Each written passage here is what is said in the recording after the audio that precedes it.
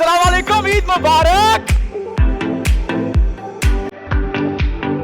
आपको खाने में बकरे की दुम पसंद है? नहीं, मुझे खाने में बस बकरे का गोश्त ही पसंद है और उसका कोई पुर्जा नहीं पसंद है।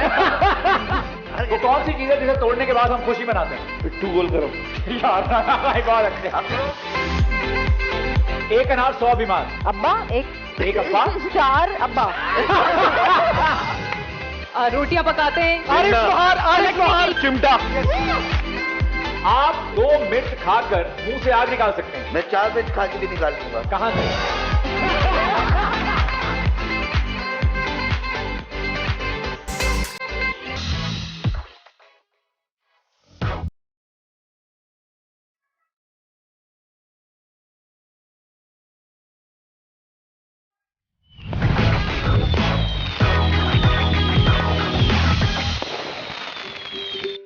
ईद के चौथे दिन रात 8 बजे what the fun special Eid show.